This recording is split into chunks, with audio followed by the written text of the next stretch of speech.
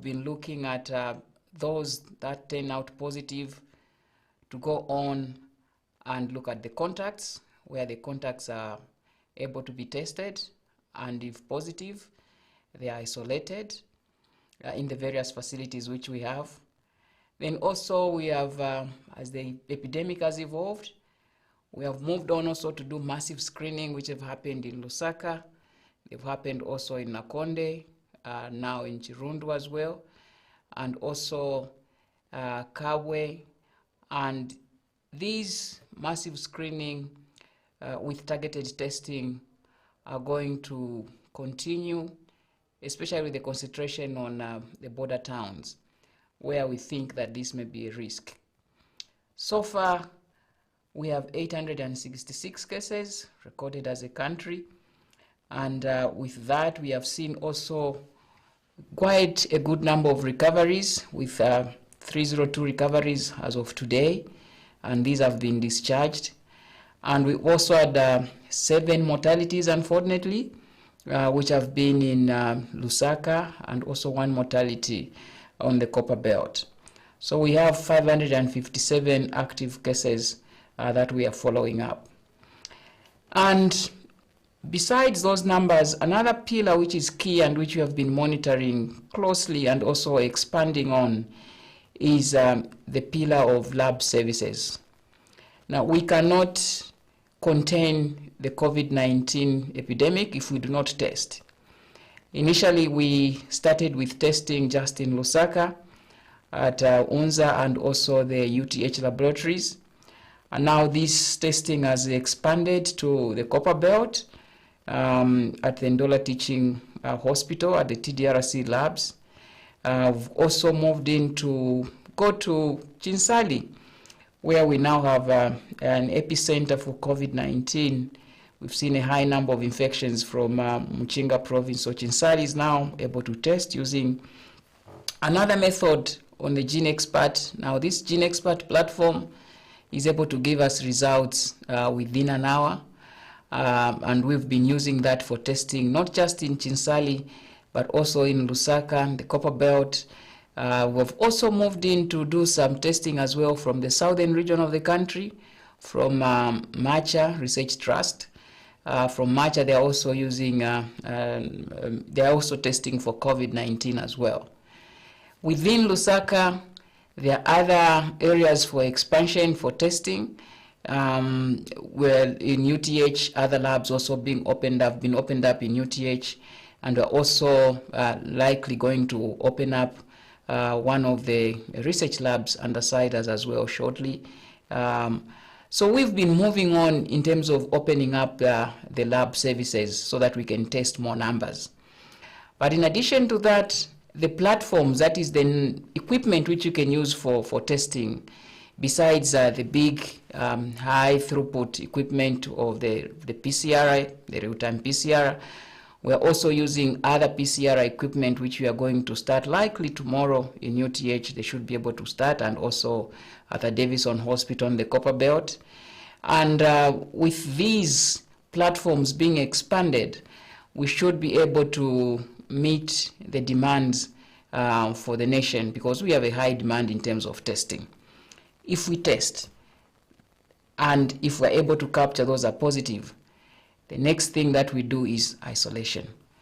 Now, this isolation, initially the isolation was only being done in specific facilities on the Copper Belt and also in Lusaka and Central Province. In Lusaka, the main isolation center is the Levy Medical Teaching Hospital. So at the Levy University Teaching Hospital, which has been a main isolation center with over 800 plus bed capacity, it's been a key and also a platform which has enabled us to shape the way that we are going to fight this epidemic in Zambia in terms of isolation and also the case management. That isolation facility was also expanded within Lusaka as well to another site at the courtyard, where we have a number of individuals as well who are positive. And On the Copper Belt, we have a number of sites in Masaiti, then also at Ndola Teaching Hospital. Kitwe is also another isolation site. And recently as well, Chingola has been added to another site where we can isolate our individuals who test positive. In Kabwe, we also have an isolation facility in Kabwe. And now recently we opened up the 2 isolation facilities in Muchinga, in Chinsali, and also at Nakonde District Hospitals. Solwezi also has an isolation facility because we have cases from there, and of late we've been seeing cases from Northern Province, and also isolation facilities in Northern Province are being opened up.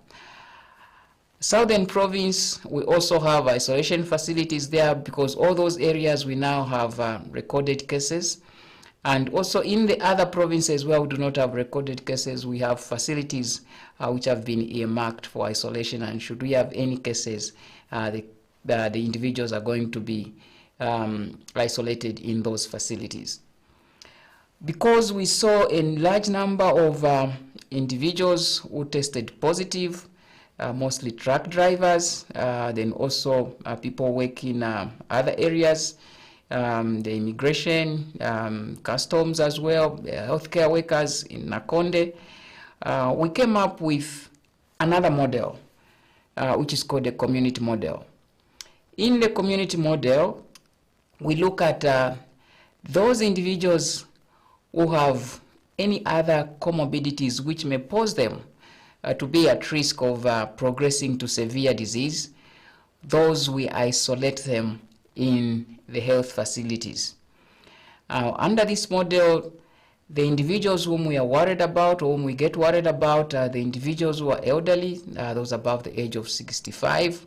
We worry about them. Then also individuals who have other conditions like diabetes, those who have hypertension as well, those individuals who have heart diseases, those who have respiratory problems, could be TB as well. But also under that umbrella, we have included those that have cancers or malignancies, and those that have HIV which is not controlled, including the young ones as well. These individuals, we isolate them in the health facilities and monitor for symptoms, how they progress. And especially that, the second week of someone having the COVID-19 infection is very critical, very crucial. You need to monitor how someone progresses.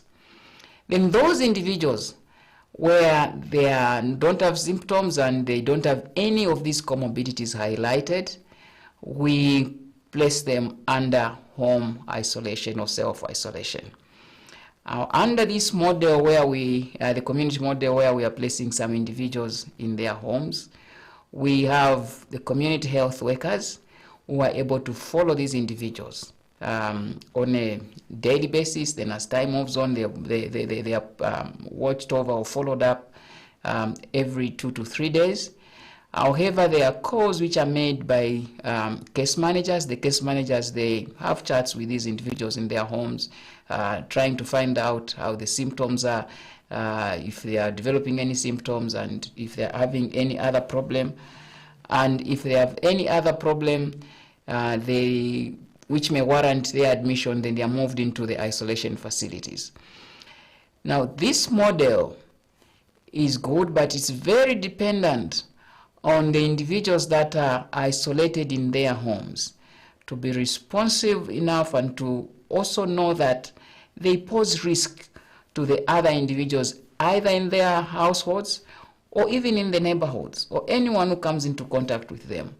So it's a model which really needs a lot of community involvement. It needs support as well. Those individuals that are positive, they need support as well from friends, from families, and also they need to be watched over by another individual, what called a buddy as well.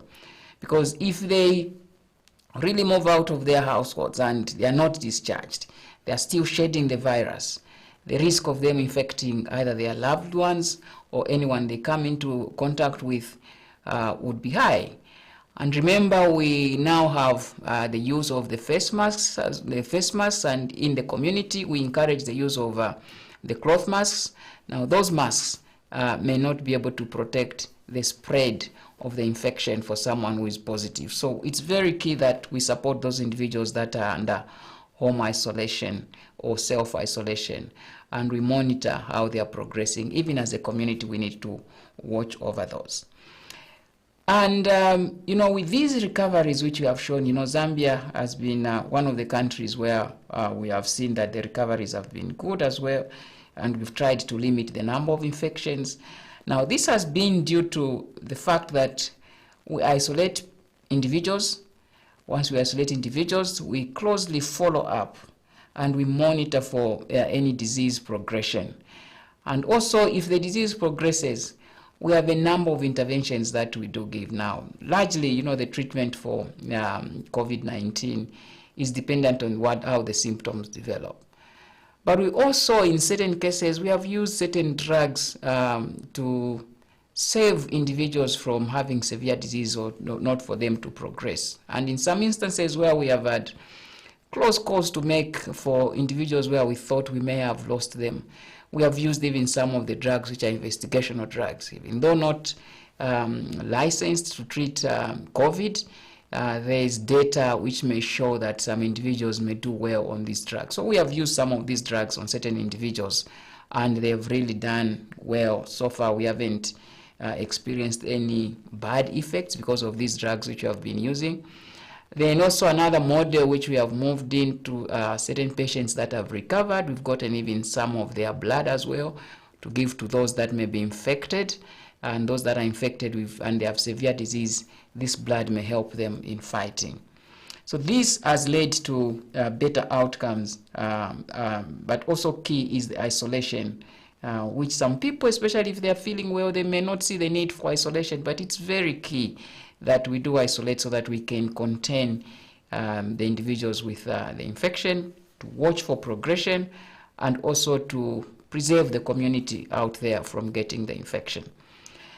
Another pillar that we also look at is the pillar of infection prevention. We have seen a lot of infections happening in communities. Within Lusaka, we've seen that. On the Copper Belt now, we've seen a lot of cases. Largely in Muchinga, where we have recorded huge number of cases. And most of these have been imported. But even within Nakonde, we have also seen infections which are happening in the community. When you look at Nakonde, we had some of the tests which were done. When you test them, you find that there's 60% who've turned out positive. Now, that shows that there are a number of infections which are going on in Nakonde, and that's why the government has moved on and given certain directives and also put on certain interventions to reduce the spread of this COVID. So infection prevention is very key as well in the facilities or in hospitals. In hospitals, for infection prevention, we look at how do we mitigate or do we reduce the factors that lead to the spread of the infection, maybe from one individual who is positive to an individual who is negative. Now, sometimes the individual who is positive may not know that they are positive, and they may be patients themselves who are admitted. They may be healthcare workers as well taking care of the patients. That's why we have introduced as well what is called facility-based testing. So right now, we are rolling out the facility-based testing. If someone gets into the hospital, they're admitted into the hospital, we swab them or we take a specimen from the nose or the mouth, and that specimen we test for the SARS-CoV-2, which is a virus causing the COVID-19 infection. And if it's positive, we isolate them into appropriate areas, the isolation facilities. If it's negative, we manage them with the condition which they may have presented with. If it's a health worker as well who becomes positive and they're working on the ward, we move in very quickly to remove them from the area where they are working, and also they are contained as well in the isolation facilities, because we know that even us as healthcare workers, we may pose a danger to the people whom we are taking care of. So we have also introduced routine swabbing for those individuals that are taking care of the patients in the hospitals. Also, another model which we are doing for infection prevention is among the people themselves. Our staff who are taking care of the infected in the various isolation facilities. For those individuals who are taking care of the positives, We are recording the temperatures every day. We are recording also how they are breathing, the pulse, the heart rate, the respiratory rate as well, so that we can see if there's any sign which may signal infection. We rapidly or we quickly do a test, and if a test comes out positive, we isolate them appropriately. And every 7 days, we swab them. Then after they are swabbed, if they are negative, they continue working. If they are positive, we isolate them. Then after they finish, usually a period of 2 weeks, saving those who are infected, then we put them also under quarantine, where we re-swab them as well to test for COVID, and also we observe them for 2 weeks. So let me pick up the calls which are coming on. We'll get back to the caller.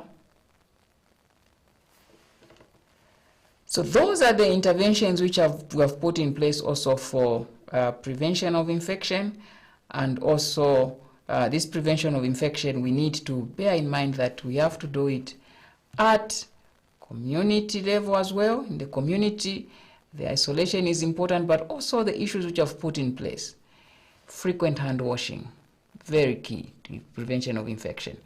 Masking in public, very key to prevention of infection. We also need to apply the physical distancing. Physical distancing also very key. Having areas which are clean, that environment is very, very key for us to be able to identify and also prevent any infections which may be going on in the community.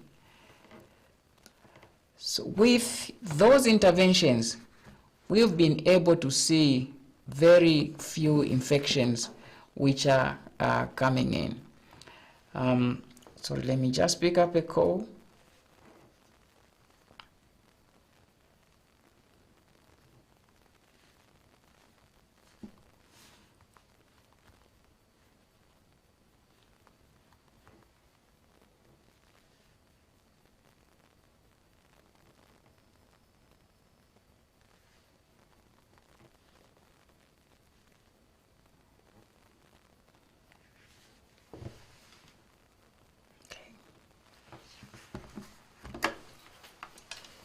Hello. Good evening.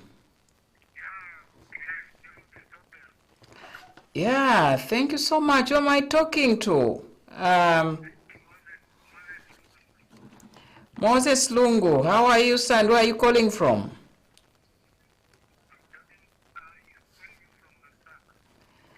Thank you, sir. What's your question, Mr. Lungu?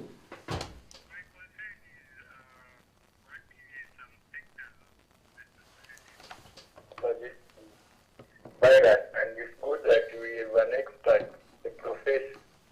There are those who are saying, no, this disease does not exist in Zambia. Is it true that the disease doesn't exist in Zambia? And they are saying, there are some of them who are saying, no, you should even show us where the victims, are being treated. So in short, what I'm saying is that I'm so worried with such kind of people, and so I want you to assure me that indeed the disease exists and anyone is a potential victim of this disease. Thank you so much. Thank you, Mr. Lungu. Now, Mr. Lungu, we have a number of infections that have happened in this country. As I said earlier on, 866, and these are confirmed cases. And with these confirmed cases, we do test using a platform which is very, very sensitive. We have seen also a number of deaths.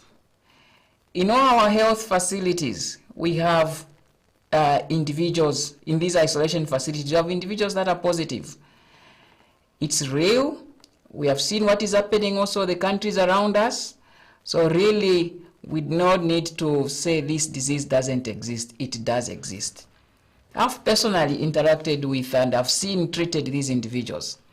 I've been in the centers where these individuals are isolated in all these areas which you've highlighted in Central Province, in Lusaka Province, also in Muchinga recently last week. Was there looking at the various individuals that are infected. So we have these infections around, and it's serious. Friends, colleagues out there, we need to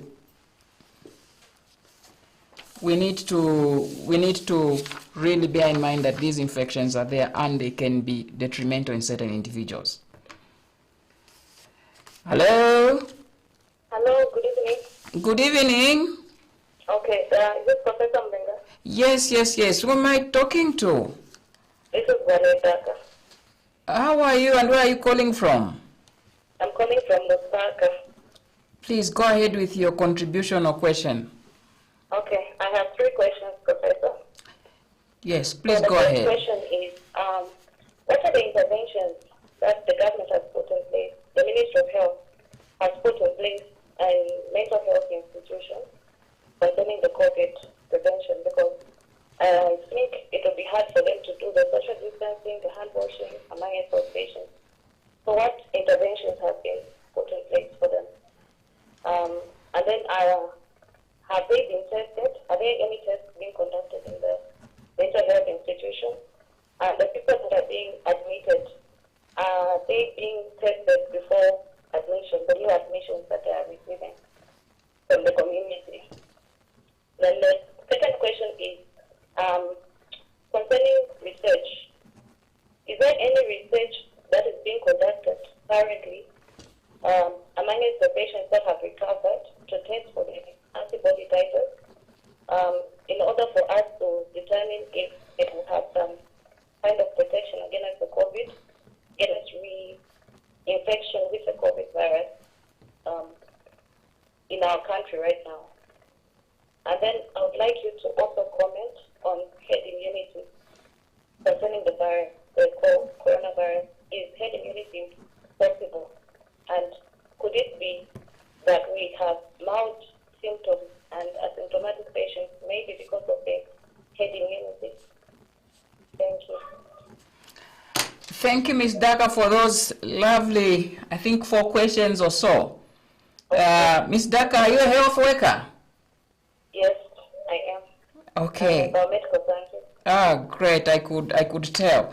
Now, the first one is for the mental health institutions. So far, we have had one individual who has mental health problems or disease admitted in our institution. And of course, it was initially a challenge in managing this individual. And we have, of course, put in any person who goes into a health facility, they need to be swabbed. Now, it poses a challenge for these individuals who have mental health disease, and that's why there's been recruitment. Now, human resource is one aspect which I never talked of. Among the pillars, human resource has been beefed up. You've seen over 2,000 healthcare workers who have been now recruited into the Ministry of Health, and there will be distribution with the more skilled workers to take up activities related to COVID-19, then these young ones who are just joining the ministry to take up activities which the other ones were able to do before. And we should be able to beef up now more institutions with capacity to manage the conditions which the patients have, but also capacity to manage the COVID-related activities or infections as well. The testing, Ms. Daka, should be done all individuals are admitted in health facilities. Now, including mental health. Exactly. Okay, Now, so how are you implementing the prevention? So the prevention. Now there's no cure, but mostly it hinges on prevention. Yes. So the prevention, Ms. Daka, for the mental health institutions is linked to the health workers who are there, because adherence to the regulations which are set in place among the mental health patients with mental health disease or mental health problems would be difficult. That's why if you beef up with a human resource, they would be able to effect the issues of the social distancing, they would be able, the physical distancing, they will be able to effect the issues of masking, which is also very difficult. But with human resource which may not be adequate, then you may not will not be able to control the spread of the infections. Now, key is testing. If you are able to test all the individuals who are in the mental health institution or facility, then at least you know that you have a clean set of individuals or patients. And also, if you are able to test the staff, then that way you have already prevented the infection. Remember, prevention is very key, as opposed to us intervening when we have disease already in these individuals. Research over the titers to antibodies. We'll be doing so far 2 studies related to antibody, and also this is related to the herd immunity question which you asked. Now, for those of our friends out there on what is this titers to the antibodies, when someone gets an infection, the body fights. When the body starts fighting, it fights by producing certain chemicals which are called the antibodies. Those antibodies, they bind to the germ or the organism which this patient has been invaded with, and the reaction to that is what we test for. We test for that antibody which is a reaction, as opposed to the current method which we are using, where we look for the virus itself or the capsule or the coverings of the virus. Now, if we test the antibody, we can look at the levels of that antibody. If the levels are increasing, are reducing over time, it means that their immunity or the reaction to any other pathogen, if the next pathogen comes, a specific pathogen to what they got, it may be reduced. So the antibody titers, just looking at the levels of these chemicals, the antibodies over time. Now, we have a study, Ms. Daka, which will be looking likely at the antibody, and it's likely to be done in about 9 facilities or 9 districts in the country. We have also planned for Lusaka another prevalence there. The Honorable Minister of Health did announce another seroprevalence study for Lusaka. So with that, we'll be able to tell the antibody titers.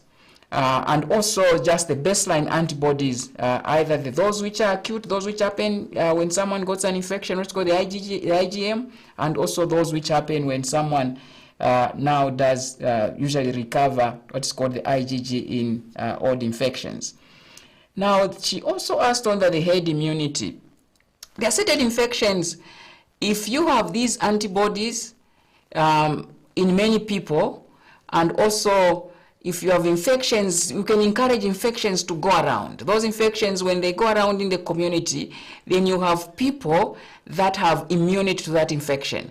Because you have a large number of people in that community who have the large infections, who have been exposed to the infections, then you want to be able to have more infections in that community. So you have more or less protecting the community. That's called the herd immunity. Now, we do not know really, Ms. Daka, the role of herd immunity in a COVID-19 disease or infections. However, we will be able to, with the studies which are going on, not only in this country, but also other countries, be able to know the role of the herd immunity. So we cannot encourage people out there to be infected, so that when they get infected, then they build up this immunity, and building up this immunity, being protective to the overall community. Right now, we don't have any evidence to suggest that this herd immunity would be important or would be protective to the community. So that was the 4 questions which Ms. Daka asked over the immunity. So as we said, we really do not right now promote someone to go out and get infected to protect the community. Hello? Yeah. This is the Moses Black again. Moses? Yes. Mr. Moses, where are you calling from? From Lusaka. Yes, Mr. Moses. What about the Madagascar cure? Is it a true cure, or because the Madagascar is saying they have found the cure? So I want you to help us whether indeed as in Africa we found our own cure. Thank you so much. Thank you, Mr. Moses. Now, this Madagascar cure, or the COVID organics as they call it, we know it has some component of some anti-malaria tree, which we use also, part of that component we use also for treatment of malaria.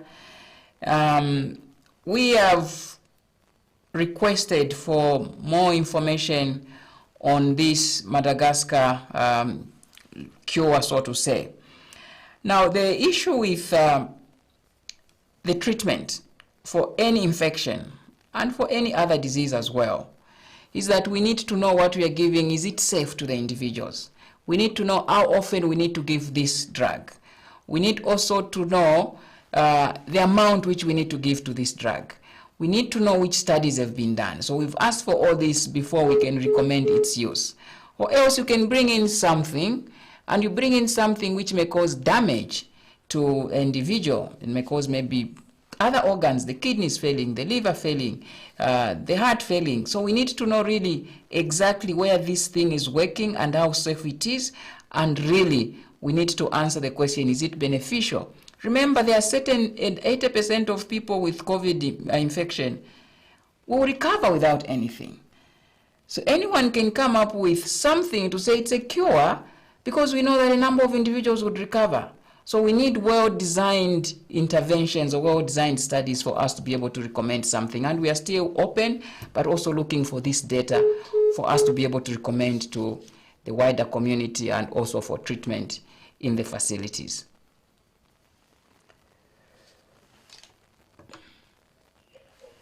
Hello? Hello, good afternoon, good evening. Good evening. Welcome to Unscripted program live on Muvi TV. Yeah, this is Lady Chewa from Chilundo.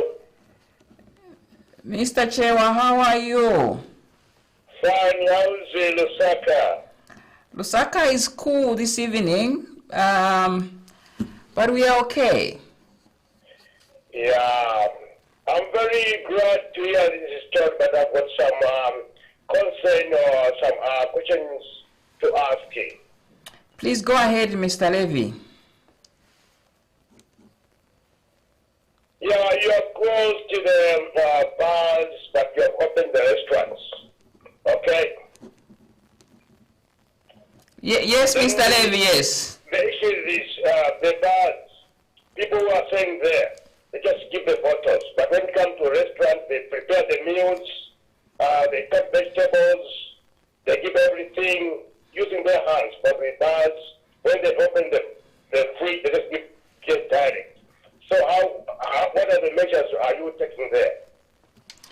Thanks, Mr. Levy, for asking such an important question. Now, you know, the response to COVID-19 epidemic is not just limited to the Ministry of Health. It's a multi-sectoral response, and you've seen that a lot of other ministries have been involved. And the direction, the guidance which you've gotten from the head of state, His Excellency the President, Dr. Chagwalungu, have been guidance which has been, of course, weighing the public health sector, the security for the general public, but also weighing also the economic aspects as well. Now, when you look at the bars and restaurants, yes, people are involved in preparing meals in the restaurants. It's easier for you to set up physical distancing in the restaurants. It's easier for you to ensure that you have masking in the restaurants. It's easier for you to ensure that there is frequent hand washing, sanitizing as well in the restaurants. In the bars, this may be difficult to implement, especially if someone gets drunk. It's possible they may not put on a mask. It's possible they may not do the frequent hand washing. Physical distancing may not also be possible. What about takeaway bases? The takeaway what? Bases, like what they did first on the restaurants. Because if you say, no, open the bars, then you give the takeaway bases. Then someone buys, off he goes. I'm sure you know that I've seen that there are a number of facilities, a number of shops where people can go and get some alcohol. I don't think that the shops which are able to provide that. My question is this: we have a ShopRite, so before they go and buy beers there, they buy alcohol. So similar applies to us who are small small entrepreneurs who are running the bars. Because now our workers are starving and us we are starving. But now what's our way forward? Because now us want to be on the same level with other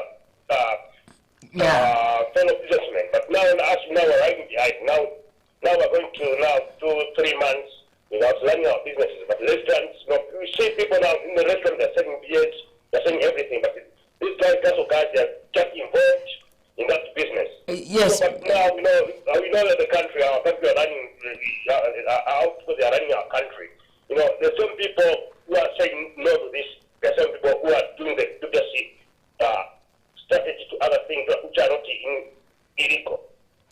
Yeah, Mr. Levy, I do understand and empathize with you. And as the epidemic evolves, His Excellency is going to give guidance on when to open whatever has been restricted.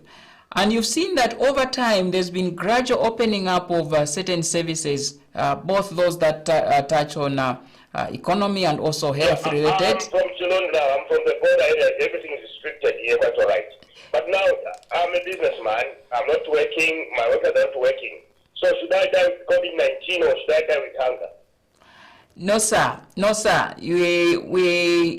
We don't want you to die of hunger, neither do we want you to die of COVID-19. What the president has recommended, or the government has recommended, has been weighed in terms of the public health risk, but also in terms of the economy. And you give chance to the government, give chance to the president.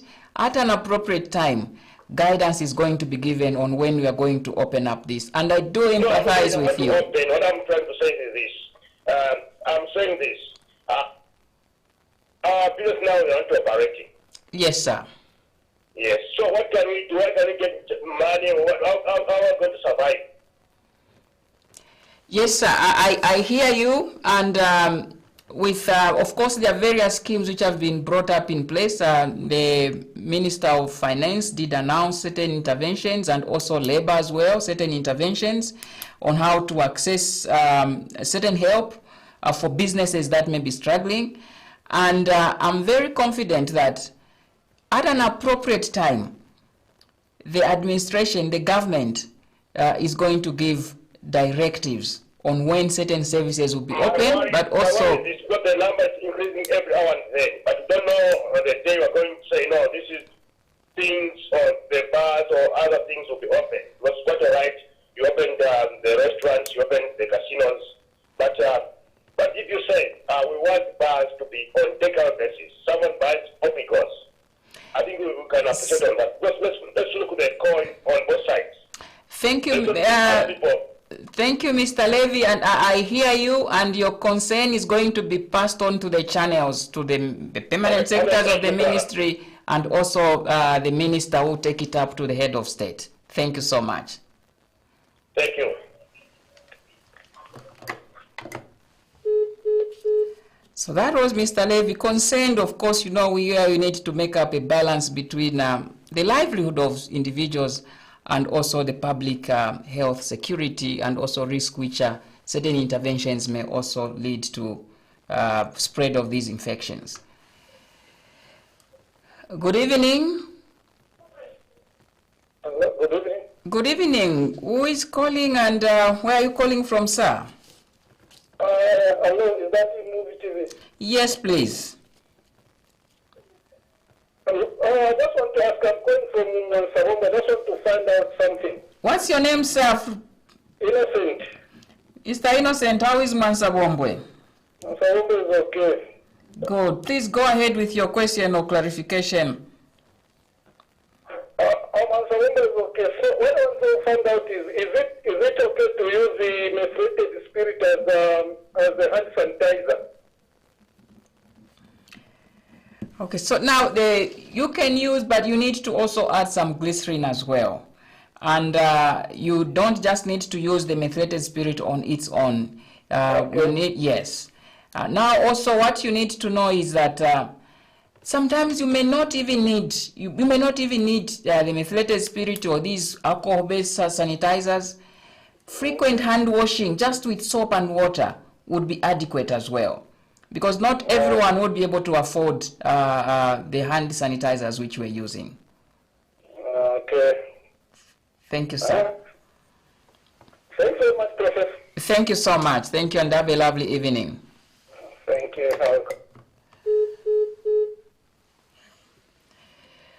So the human resource is another key pillar which we have to look at.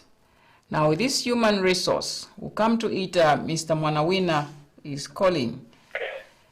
Mr. Mwanawina. Yes, good evening, sir. Good evening. Where are you calling from? I'm calling from Kawambwa. How is Kawambwa, Mr. Mwanawina? Kawambwa is cool. Good, thank you. Lusaka, it's cool, maybe just like Kawambwa. Yeah, it's just same. I think so. Mr. Mwanawina, go ahead with your question. I want to ask your ministry what they have put in place, considering that the schools are opening on the 1st June. I mean the examination classes. What is the ministry doing in preparation for the same?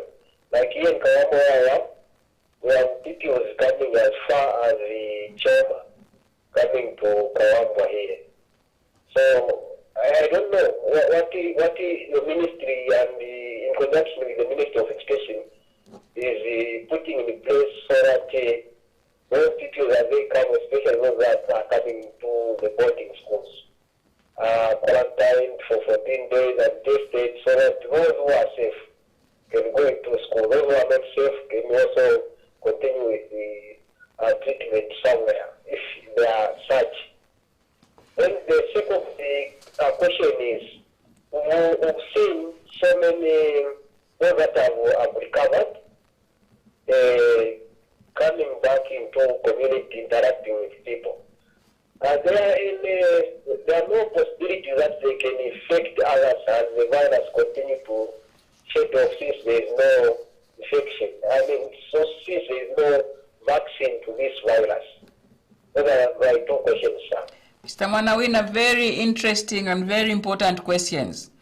Now, as the schools open, Mr. Mwanawina, we need to know that, of course, there is risk of infection, but also we need to realize that this risk of infection can also be minimized just like in the general public. So the advice has been, of course, the schools, they need to align with the public health guidelines set aside in the statutory instrument 21-22. And in this, we need to also have spaces for the pupils. At least the physical distancing, even in class, should be observed.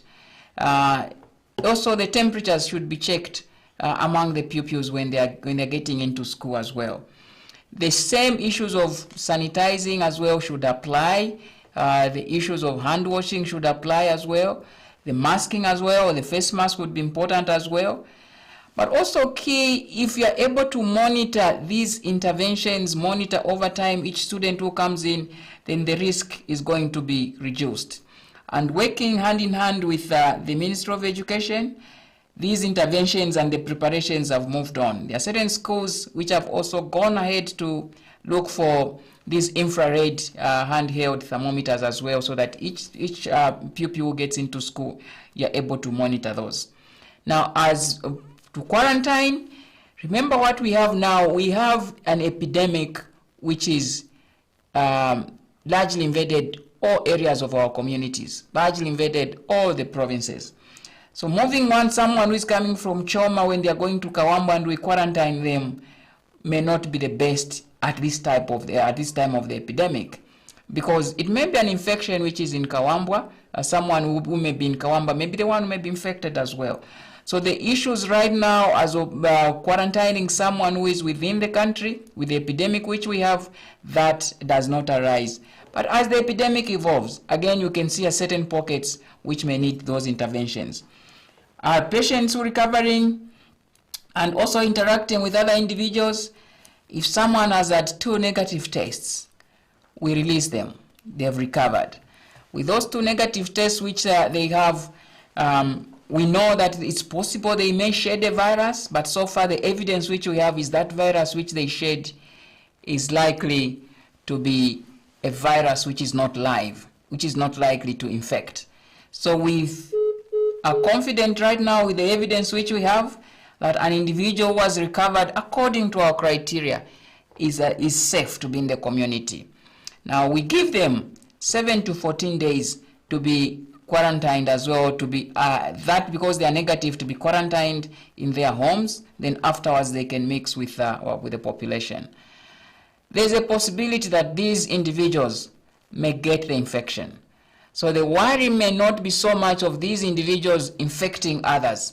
The worry is that if they do not practice the means which have been put in place, the guidance which we've gotten from the head of state, emphasis has been on masking, hand washing, emphasis has been on personal hygiene as well. These interventions and physical distancing, we need to observe them because someone who had an infection may get another infection. So far, this is what we know, and with these interventions, we strongly believe that those that are discharged, they should be able to mix with the community freely. Now, this point you've raised is so important because we've seen some stigma as well to people that have gotten this infection. Now, this infection, anyone can get it. We have seen a number of high-profile people getting the infection. We have seen these leaders, and they've been announced as well. They've come out in the open, they've gotten the infections.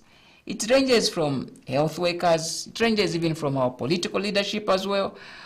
We have a lot of people in the community, we have the media people, anyone can get this infection, and there is no need to stigmatize. We sadly have received reports of certain households which have been targeted when they know that someone from that household has had COVID infection, where they even want to threaten their lives. So such should not be encouraged at all. Anyone can get this infection as long as they are isolated and they recover. They do not pose a risk to anyone. However, they need to follow up the guidelines. They need to mask up in public. They need also to do the hand washing, to sanitize. They also need to observe the physical distancing. These measures are very key, and we should not stigmatize at all anyone who has had COVID infection, either actively infected or someone who has past infection. They need to be accommodated back into society, as they are key to the development of society and contribute to the overall goal of having a healthier and also wealthier nation. The aspect of the human resource, the epidemic, which as it has been evolving, we also need to invest heavily in the community involvement in the epidemic. The community involvement in the epidemic implies that each one of us, we need to be observers of each other. We need to spread the information on how to protect ourselves from COVID. We need to also have people who can volunteer as well to come up in the health facilities, who can help as trackers or people who can check on those that we have isolated in our various facilities. For us to fight this COVID infection, it just doesn't need the health sector alone. It just doesn't need government alone. It needs the donor community, but at large, we need the community out there to be actively involved in the fight against COVID. Good evening. Good evening, sir. Good evening, sir. What's your name and where are you calling from? This is Money Boy Elvis Chilando, calling from Agonga. Mr. Chilando, go ahead with your question or comment or clarification, sir. Yeah, I just wanted to ask about this. Sorry, we lost Mr. Chilando. So in our strategies, which we have implemented as a ministry and largely which the government has implemented, we have seen that the epidemic is evolving. We have seen that the number of cases now are reported almost in every province except 3 provinces. Now, it does not mean that the infections may not reach those provinces or have not reached those provinces. Right now, we need to treat this epidemic as being in all the places in the country, and as a result, we need to observe all the measures that have been advised. Good evening. Good evening, Professor. Good evening, ma'am. What's your name and where are you calling from? Oh, yeah. Dhaka. I'm calling from Dhaka. Yes, Miss Dhaka. Okay, I wanted to ask, is there any research concerning anti-malaria drugs being a possible cure, seeing that we have a lot of stock on the old chloroquine, and then the COVID drink from Madagascar contains artemisinin. So, is there any research in the country concerning the anti-malaria drugs? Okay. Thank you, Ms. Dhaka. We have enrolled into, there are 3 trials right now which are addressing the chloroquine issue. There is one trial called the Solidarity, where we're giving the hydroxychloroquine to those individuals that are infected and observing them over time, comparing to those that we do not give. Then we also have other 2 trials where we've enrolled in as well. Those other trials are looking at the healthcare workers. We give them the prophylaxis using the hydroxychloroquine and see different dosage of hydroxychloroquine, how they may affect someone from not acquiring the COVID-19. Those are the 3 trials for prevention and also for treatment which we are involved in. And these are larger multi-country trials. You'll be able to get the information as we have the results from that. Now, those are the trials which we have, Ms. Dhaka, going on. Okay, thank you so much. All right, thank you. So we're coming to an end of the program, and really what we'd like to emphasize is that the government has set up an agenda which has been evolving in the fight against COVID-19. And in this multi-sectoral response, we are looking at getting the infection under surveillance. We look for where these infections are. We contain them. Once we contain them under isolation in different models, either in the health facilities or under home isolation, and we also treat those people that are positive and they may have symptoms. We treat them aggressively with whatever means that we have at our disposal to treat them. Then also another aspect which is very key as well is the risk communication. Look at various individuals who may be at risk. Right now, the advice is, if you have someone who is elderly, someone who has hypertension, someone who is diabetic, someone who has cancer, someone who has respiratory problems like TB and controlled HIV, all these people who may be at risk, even when they are negative, try and be at home. Do not expose yourself unnecessarily, because if you got COVID infection, the chance of you having the severe form of the COVID infection is high. Now, this aspect is called reverse isolation. Whereas we are isolating the positive patients in either homes or also in facilities, we also need to protect those of our loved ones who may be at risk of getting the severe forms of infection. If we observe masking up in public, if we observe frequent hand washing, physical distancing, general hygiene, and we invest, as the government is rolling out these large testing platforms and also testing many individuals. And importantly as well, if we do not stigmatize anyone who gets the infection, and if we do not trivialize the COVID-19 infection, we'll be able to have a successful fight against COVID-19. Thank you so much, and have a lovely evening, viewers.